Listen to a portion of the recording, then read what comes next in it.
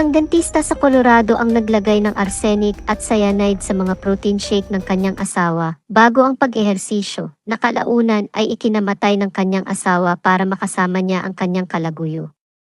Kung interesado ka sa ating kwento, samahan niyo akong alamin ang crime story ni Angela Craig. Si Angela Prey Craig ay 43 years old, isang asawa at ina ng 6 na anak. Siya ay kilala sa anumang bilang ng mga kahangahangang katangian, kabilang sa mga ito ang kanyang talino, pagmamahal sa mga hayop, pagkamapagpatawa at dedikasyon sa pamilya. Siya ay nagmula sa isang malaking pamilya, 10 silang magkakapatid at residente ng Dodge City sa Kansas. Si Angela ay miyembro at aktibo sa kanilang simbahan bilang Mormons. Siya ay pinuno ng iba't ibang posisyon kabilang ang direktor ng CORE, guro, at pinuno ng organisasyon ng kabataan. Gayunpaman, pinakagusto niyang magtrabaho bilang family history consultant. Ginawa niya ang history ng sarili niyang pamilya ng may matinding dedikasyon, ngunit tinulungan din niya ang mga kaibigan na kumpletuhin ang history nila.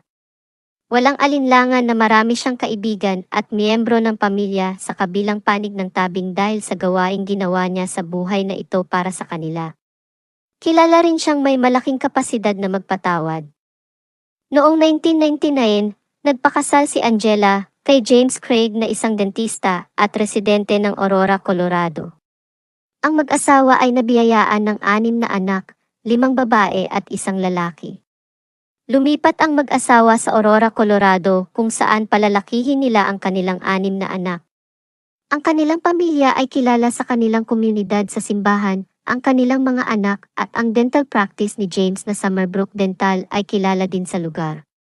Ang mag-asawa ay health conscious at madalas na magkasamang mag-ehersisyo sa umaga at nakaugalian ni James na gawan si Angela ng isang morning protein shake bilang bahagi ng pang-araw-araw na gawain. Ang mag-asawa ay pinapanatili nila ang masayang pamumuhay at malusog na kalusugan. Sa kabila ng pagiging health conscious ng mag-asawa, si Angela ay nagsimulang magkasakit sa buong buwan ng March 2023. Noong March 6, nagsimula ang mga problemang medikal ni Angela. Siya ay dumaranas ng matinding pagsusuka, pananakit ng ulo, mababang presyon ng dugo at pagkahilo, hindi makapag-focus ang kanyang mga mata at alam niyang may malubhang mali. Sa pakikipagpalitan ng text message sa kanyang asawang si James, nagreklamo si Angela sa naramdaman niya dahil ang kanyang pakiramdam ay parang nadroga siya gaya noong gumamit siya ng mabibigat na droga, na para siyang gumagalaw sa gel. Alam ni Angela kung ano ang pakiramdam ng pagkadroga dahil ayon sa isang kamag-anak nito ay inamin umano ni Angela na minsan ay dinroga ito ng kanyang asawa na si James. Tinanong ni James ang asawa kung may nakain ba ito na ikinasama ng kanyang pakiramdam at sinagot ni Angela na tanging ang kanyang protein shake lang ang kanyang ininom.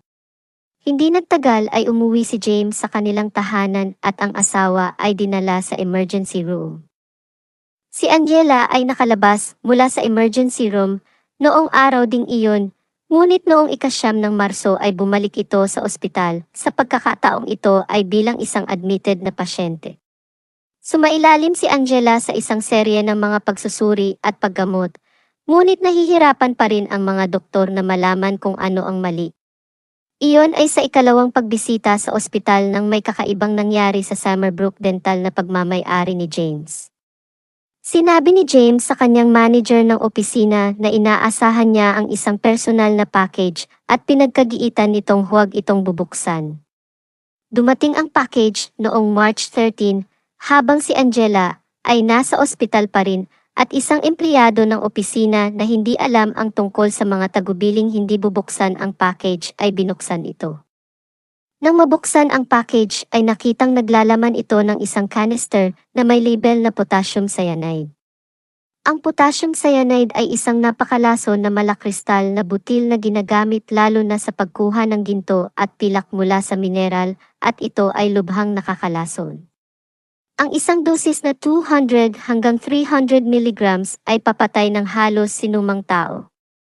Noong March 14, si Angela ay nakalabas mula sa kanyang pangalawang pagbisita sa ospital. hindi pa rin siya na-diagnose, ngunit mukhang maayos na siya sa sandaling iyon. Sa kasamaang palad, ang sandaling iyon ay hindi magtatagal. Kinaumagahan, noong March 15, 2023, si Angela, kasama ang kanyang kapatid na lalaki, ay bumalik sa ospital ng mas malubha kaysa dati dahil nakaranas ito ng matinding pananakit ng ulo at pagkahilo sa UC Health University of Colorado Hospital. Sa loob ng 3 oras, dumanas siya ng seizure at nagsimulang mabilis na tumanggi sa medikal bago inilagay sa life support sa intensive care unit. Ang mga doktor ay di malaman kung ano ang mali sa kanya at sa mga sandaling iyon, ay hindi na niya muling masisilayan ang kanyang pamilya. Dumating si James sa ospital sa araw na iyon pagkatapos maisugod si Angela, ngunit hindi ito nagtagal sa ospital. Umuwi siya sa kanilang bahay at bumalik pagkaraan ng halos 1.5 oras na may dalang pagkain. Nagpunta siya sa silid ni Angela ng mag-isa at hindi nagtagal nagkaroon si Angela ng seizure at bumagsak ang kanyang mga vital signs. Kinuhanan ni James ang kanyang asawa ng mga larawan at ipinadala ang mga ito sa kanilang mag-asawang kaibigan na sina Michelle at Ryan Redferns. Si James at Ryan ay magkaibigan at magka-classmate noon sa dental school sa Kansas City at business partners din sa Summerbrook Dental. Nang makuha ni na Michelle at Ryan ang mga larawang ipinadala at ang text ni James, ang mag-asawang Redferns ay sumugod sa ospital. Habang on the way sila sa ospital ay nakatanggap si Ryan ng isang tawag sa dental office. Ang tawag sa telepono na iyon ay para alertuhan si Ryan tungkol sa package na may markang potassium cyanide na sinabi ng isang staff na dineliver at binuksan. Ang staff ay nabalitaan ang nangyari sa asawa ni James na si Angela at nalaman nito ang mga sintomas sa pamamagitan ng Google na match sa mga nararanasan ni Angela. Kaya ito ay nag-aalala na si Angela ay maaaring nalason. Nang makita ng staff na ang mga sintomas ni Angela ay nakahanay sa mga sintomas ng pagkalason sa potassium cyanide, tinawagan niya kaagad si Ryan para alertuhan ito. Si Ryan ay nagtaka din kung bakit umorder si James ng potassium cyanide sapagkat hindi naman nila ito ginagamit sa opisina. Pagkarating sa ospital, nakita ni Ryan si James na umiiyak pagkatapos makipag-usap sa isang doktor. Ngunit si Ryan ay tila hindi kumbinsido na ang mga luhang iyon ay totoo. Kinausap ni Ryan ang isang nurse ng palihim at ibinahagi ang kwento tungkol sa package na may markang potassium cyanide na naihatid kay James 2 araw lamang ang nakalipas.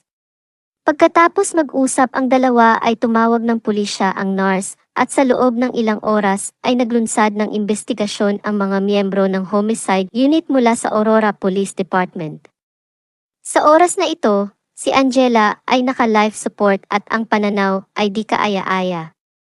Sa araw ding iyon, March 14, si Ryan ay kasama ni Michelle sa paradahan ng ospital nang makatanggap sila ng tawag mula kay James. Tinanong siya ni James kung nakipag-usap siya sa pulisya at sinabi ni Ryan kay James na mayroon siyang narinig tungkol sa isang package na dineliver sa kanilang opisina. Ang sinabi ni James kay Ryan na ang package ay naglalaman ng singsing para kay Angela. At sinabi din ni Ryan kay James na may nagbukas sa naturang package at nakita ang lalagyang iyon na may markang potassium cyanide. At hindi nagtagal ay tinapos ni Ryan ang tawag sa telepono na iyon, na sinabi kay James na itigil ang pakikipag-usap at kumuha ng abogado. Kinaumagahan, March 15, pinadalhan ni James si Ryan ng mahabang text. Ito ay nakalahad sa salitang Ingles, kaya isasalaysay ko na lang sa wikang Tagalog na nagsusulat sa bahaging, gusto kong gumawa ng kagyat na pakiusap sa iyo, mangyaring huwag makipag-usap sa sinuman, kasama ang anumang tagapagpatupad ng batas. Wala kang obligasyon na sagutin ang kanilang mga tanong maliban kung bibigyan ka ng sabfina, at mas makakapinsala ka, kaysa sa kabutihan sa aking pamilya sa pamamagitan ng patuloy na pagpasok ng iyong sarili dito. Sa parehong araw, nagtalaga ang pulisya ng isang homicide detective upang imbestigahan ang kaso kahit na si Angela ay nabubuhay pa. At kinagabihan ng March 15, si Angela ay nag-collapse at nilagyan ng ventilator at idineklara siyang brain dead. Sa kabilang banda, Habang si Angela ay nag-aagaw buhay sa ospital, gumagawa ng mga travel plans si James at nagpapadala ng tahasang sexual na mga email sa isang orthodontist sa Austin, Texas na nagngangalang Karin Kane kung saan siya ay nagkakaroon ng relasyon. Ibinalita ni James kay Karin ang nangyari sa kanyang asawa at nagpadala ng email si Karin kay James na nagpapaliwanag kung gaano siya nalulungkot para sa kanya at nais niyang tulungan siya nito. Sinabi niya na alam niyang napakahirap ang pinagdadaanan niya at gusto niyang nandyan para sa kanya, ngunit ayaw niyang makihalubilo sa kanyang pamilya at mga kaibigan at magpanggap na kaibigan lamang kapag may higit pa. Ipinadala ang email na iyon noong March 16 at ang asawa ni James na si Angela ay tinanggalan ng life support at binawian ng buhay noong March 18. Si James ay tumanggi sa mga kahilingan na magsagawa ng autopsy, kabilang ang mga kamag-anak na humihingi ng mga sagot kung sakaling ang sanhi ng kanyang sakit ay genetic. Nagtalo si James na kung hindi mahanap ng mga doktor ang pinagmumula ng biglaang pagkakasakit ng kanyang asawa habang ito ay nabubuhay pa, hindi niya gusto na sumailalim pa sa autopsy ang asawa na magdudulot ng pagbutas sa kanyang katawan sapagkat ito'y patay na. Sa kabila ng pagtutol ni James sa pag-autopsy sa katawan ng asawa ay isinagawa pa rin ito ng mga otoridad at ang resulta ng autopsy ni Angela ay nagsiwalat na siya ay nalason. Mayroon siyang nakamamatay na antas ng maraming lason sa kanyang dugo. Ang isang toxicology test ay nagsiwalat na si Angela ay namatay mula sa nakamamatay na dosis ng cyanide at tetrahydrozoline, isang kemikal na karaniwang matatagpuan sa eye drops. Pagkaraan lamang ng 3 araw na pagkamatay ni Angela, ay inaresto si James matapos malaman ng mga investigador na nakatanggap siya ng isang package na naglalaman ng malaking dosage ng ilan sa mga lason na natagpuan sa katawan ng kanyang asawa. At inaangkin ng pulisya na ang ebidensya ay tumuturo kay James na sinasabing naghanap siya ng mga online na video tungkol sa lason at pagkatapos ay bumili ng arsenic at potassium cyanide. Sa mga linggo bago namatay si Angela, gumamit umano si James ng computer sa kanyang dental practice para gumawa ng bagong email address at sa kanyang internet history, natagpuan din nila ang mga nakakatakot na pag-search para sa kung gaano karaming gramo ng purong arsenic ang papatay ng isang tao. Kung paano gumawa ng lason at kung matukoy ang arsenic sa autopsy. Bumili umano siya ng arsenic online noong February 23 at ang package ay naihatid sa kanyang tahanan noong March 4. Ang arsenic ay isang kilalang nakakalason na mabigat na metal. Ito ay natural na nangyayari sa maraming mineral, kadalasang kasama ng sulfur at metal, ngunit bilang isang purong elemental na kristal. Maaaring mangyari ang pagkalason ng arsenic kapag nakainom ka ng mataas na antas nito. Ang mga sintomas ng agarang pagkalason sa arsenic ay kinabibilangan ng pagduduwal, pagsusuka at diarrhea. Naniniwala ang mga investigador na si James ay naglagay ng arsenic sa isa sa mga protein shake na nakagawian niyang gawin para sa kanyang asawa para sa kanilang mga pag-ehersisyo noong March 6 at pagkatapos nitong makaligtas sa unang pagsugod sa ospital ay umorder siya ng madaliang delivery ng potassium cyanide na inorder niya mula sa online shop sa halagang $13 lamang at sinabi niya sa supplier na kailangan para sa isang operasyon.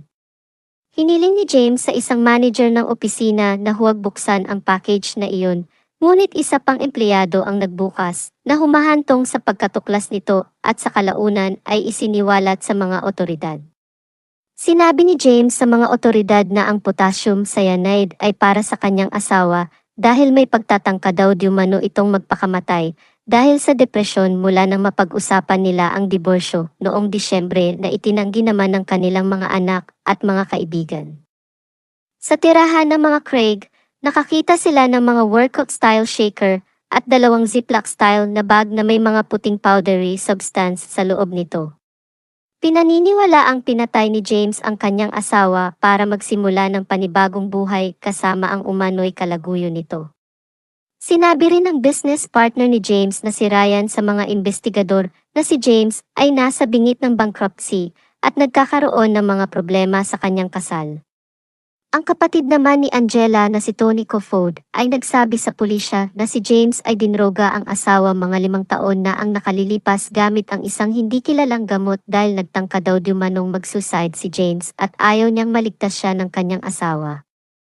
Nakausap rin ng mga otoridad ang babaeng kalaguyo ni James na si Karin at sinabi nito na hindi siya naniniwalang siya ang motibo sa diumano'y pagkalaso ni Angela dahil wala silang pagpaplano ni James sa hinaharap na magkasama. Iginiit niya na hindi niya itinuring ang kanyang sarili na may seryosong relasyon kay James at hindi niya alam na may asawa pa ito.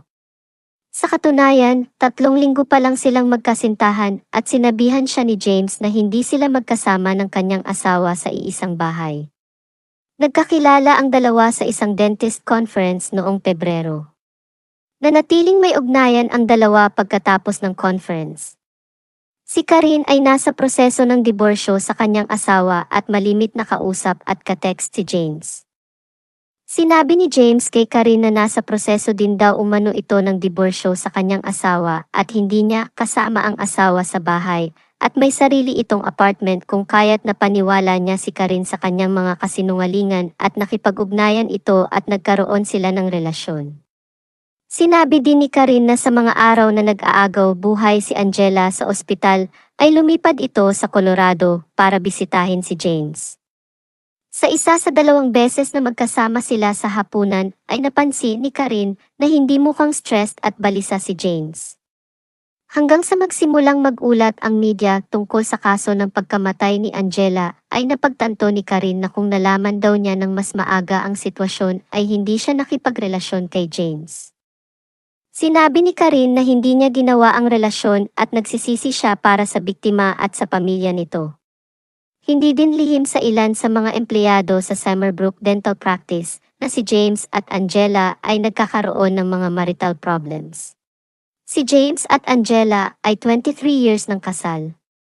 Ngunit napansin din ng isang manager ng opisina ang kakaibang pag-uugali kung paano niya nakita si James na nagtatrabaho sa isang computer sa isang silid ng pagsusulit ng opisina, kahit na bihira niyang gamitin ang espasyo at may sariling mga devices. Ayon naman sa kapatid ni Angela na si Tony, si James ay adik sa pornografiya mula noong siya ay teenager at nagkaroon ng multiple affairs sa ibang mga babae habang kasal siya kay Angela at paulit-ulit na pinatawad siya ng kanyang asawa. Ngunit nagpatuloy ang kasuklam-suklam na pagtrato ni James sa kanyang asawa na humantong sa paglaso nito na sanhi ng kanyang pagkamatay. Ang 6 na anak ni na Angela at James ay nagdadalamhati sa pagkawala ng kanilang ina habang ang kanilang ama ay inaresto at naharap sa mga kaso ng pagpatay. Si James Craig na 45 taon gulang ay kasalukuyang nakakulong sa Colorado at kinasuhan ng first-degree murder at pakikialam sa ebidensya.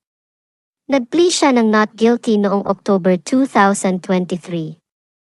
Noong araw na binasahan ng formal na kaso si James sa korte, nagtipon ang mga mahal sa buhay ni Angela para sa isang panahon ng kaginhawahan at pagkakaibigan sa Aurora, ang parehong lugar kung saan niya binuhay ang kanyang pamilya at ang parehong bayan kung saan siya namatay.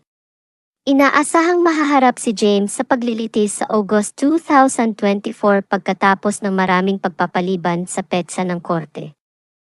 Ang mga kapatid ni Angela ay lumikha ng isang pondo upang maipakita nila ang kanilang pagmamahal at suporta para kay Angela at sa kanyang 6 na incredible na mga anak. Ang mga pondo ay gagamitin para sa agaran at hinaharap na suportang pinansyal ng mga bata. Maraming salamat sa panonood. Kung nagustuhan nyo ang ganitong content, maaari nyong i-share at mag-subscribe sa aking channel para sa mga bagong kaso. Kung may mga kaso naman kayo na gusto nyong i-cover ko, please comment down below. Maraming salamat po.